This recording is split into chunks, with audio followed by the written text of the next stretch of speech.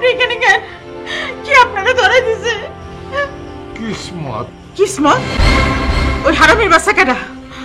কই থাকে? আমার লোকেই থাকে। এসব কি কোন আপনি? জমেলা কপালের লিখন না যায় খণ্ডন। এতদিন গোপনে গোপনে যে কাজ করে সংসার চালাইছি, আস্থা প্রকাশ হয়ে গিয়েছে। এসব আপনি কি কইতেছেন? আমি তো কিছুই বুঝতেছি না। কি প্রকাশ পাইছে? এটার ভিতরে কারা থাকে? কারা আবার? চোর? হ্যাঁ, উনি চোর। চেয়ারম্যান সাহেবের বাড়িতে চুরি করতে গিয়ে উনি ধরা পড়েছে। এইসব কথা তুমি বিশ্বাস করো না। নিশ্চয়ই কেউ আমাকে লোকে শত্রুতা করছে। কেউ শত্রুতা করে নাই খালা। চেয়ারম্যান সাহেব তার নিজের লোক নিয়ে থানায় দিয়ে গেছে। এসব তুমি কি কইতেছো? তার মানে এতদিন আমি একটা চোরের লগে সংসার করছি, তোর কালু একটা চোর। আপনি কাঁদবেন না খালা। আমরা যেই সমাজে বাস করি সেখানে বেশিরভাগ মানুষই মুখোশ পরা থাকে। মুখোশটা খসে পড়লেই আসল রূপটা বেরিয়ে আসে। তার মানে তুমি কইতে চাও তোমার কালু একটা চোর? জি, আপনি এতদিন চোরের সাথে ঘর সংসার করেছেন। তুমি কিছু একটা করো। তোমার কালুরে তুমি ছাইড়া দাও। মাত্র 2 দিন আগে এই থানার দায়িত্ব আমি পেয়েছি। খালো চোর জানলে এই থানায় আমি বদলি হয়ে আসতাম না। এখন কি হইব বাবা? খালা, আপনি চিন্তা করেন না তো।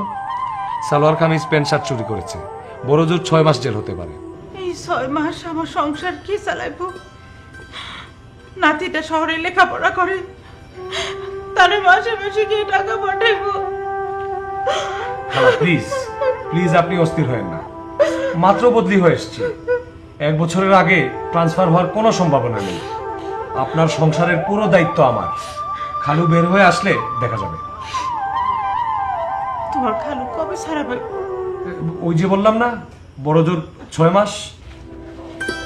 আজ সেপ্টেম্বরের 14 তারিখ। 14 মার্চে তোর জামাই ধরা পড়ছিল। আজ সারাপনের কথা। তুই যাবি না তোর জামাইরে থানা থেকে আনতে? ভাবছিলাম তো যাবো। এর মধ্যে নাতিকে আবার জানাইলো সে বাড়িতে আসছে। এখন নাতি আসলে নাতিকে কি খাওয়াবো, কি করবো? আমি পড়ছি মহা চিন্তায়। চুরি না করলে সংসার চলবো কেমনি? কিন্তু নাতিরা যদি যাই না ফেরায় তখন? অত চিন্তা করিস না তো, আল্লাহর উপর ছেড়ে দে। হ্যাঁ, তোর ইচ্ছা করে চুরি করে না, বাধ্য হয়ে করে। তোর নাতি আইছে রে। নানি কেমন আছো? ছোট নানি ভালোই আছে নাতি। তুমি কেমন আছো নানি? অনেকদিন পর আইছি। সামনে বিএসসি ফাইনাল পরীক্ষা, ভাবলাম নানার সাথে একটু দেখা করে যায় আর তোমার হাতের মাখানো ভাত খেয়ে যায়।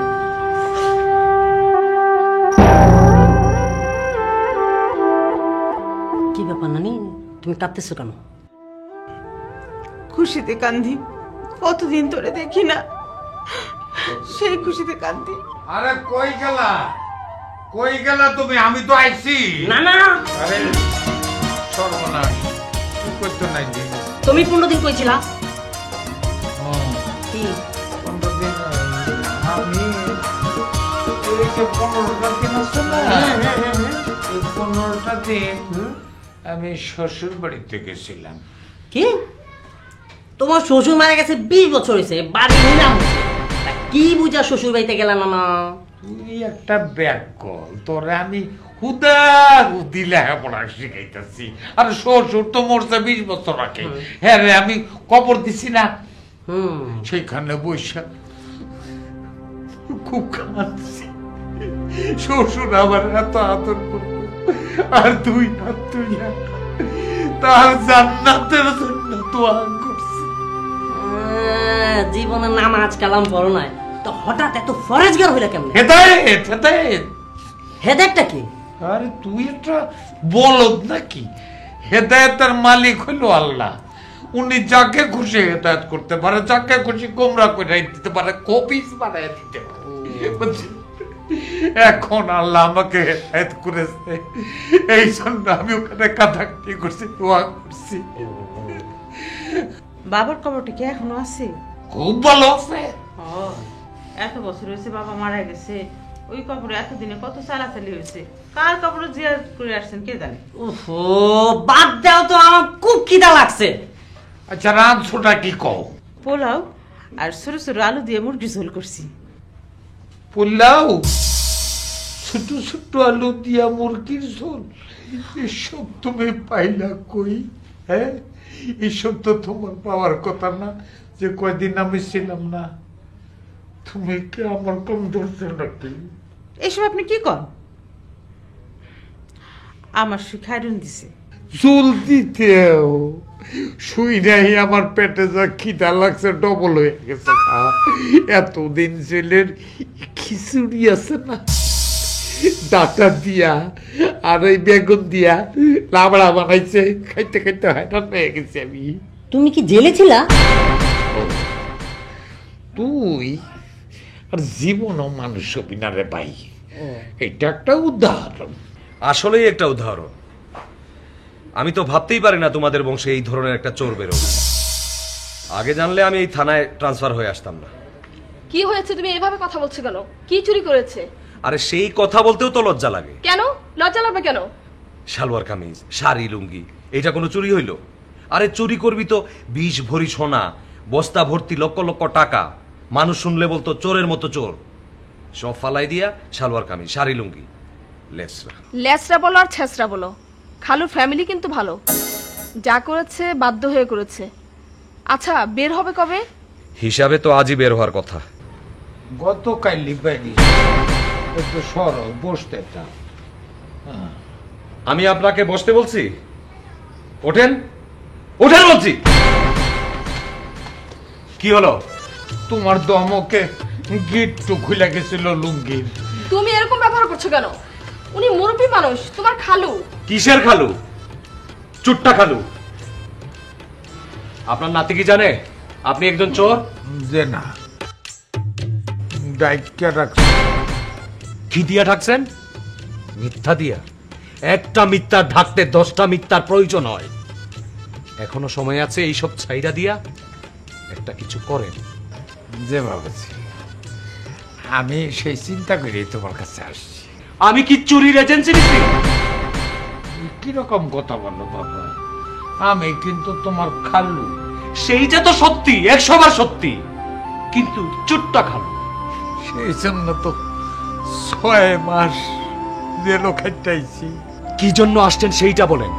আমারে একটা কনস্টেবলের চাকরি দাও বাবা। সরকারি চাকরি করার বয়স আছে আপনার?